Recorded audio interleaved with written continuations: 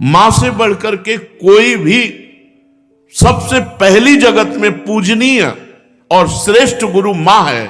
इसलिए उन दुर्बुद्धि, उन दुराचारी, उन नरकगामी पुरुषों की क्या बात करें जो अपने मां के ऊपर हाथ उठा देते हैं, जो अपने मां को कटुवचन कहते हैं। मां जैसा 9 महीने गर्भ में रखा, इसके बाद हमारा कितने वर्षों तक मलमूत्र फेंकती रही, अपने रक्त को दूध बनाकर हमें पिलाकर पोषण करती रही, उस मां का अब जब सेवा करने का अवसर आता है, अनाथ आश्रम भेजा। माना तो 10 लाख रुपया, 100 लाख रुपया जमा कर देगा अनाथ आश्रम में, उनकी खूब सेवा होगी, लेकिन प्यार, अपना पुत्र अगर 2 रोटी लेकर के आए मुस्कुरा करके, मां कैसी हो, इससे बढ़ करके रुपया पैसा और सुविधा नहीं होती। प्यार कौन देगा? तुम बच्चे थे, तुम्हें अनाथ आश्रम में भेज जाती, जाकर के पैसा जमा कर देती, तेरा हालत क्या होता। आज जब मां की सेवा का अवसर आया, ये जवान लोग VIP बनते हैं। ये धर्म है, धर्म निश्चित अपना प्रभाव दिखाकर रहता है। तो अधर्म करोगे तो दंड मिले। सबसे पहली बात समझ लो, मां,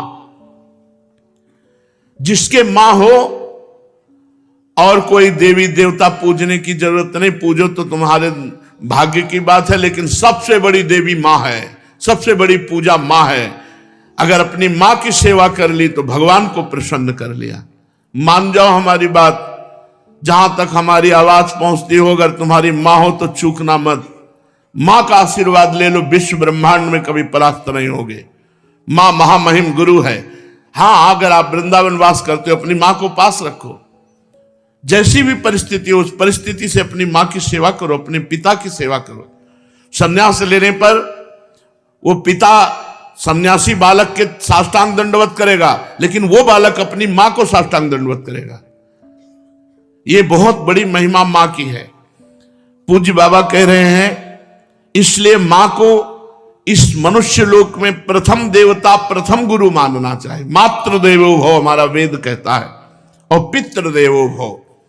अपने माता पिता की जिसने सेवा नहीं की, आज्ञा नहीं मानी, मनमानी आचरण किए, वो कभी सफल नहीं हो सकता, किसी भी मार्ग में सफल नहीं हो सकता। पूरा जीवन रुपया कमा करके अपने बेटे को बाबूजी बनाना चाहो, बेटे ने जब बूढ़ा अवस्था आई, पानी देने की अवस्था आई, तो घर से निकाल दिया।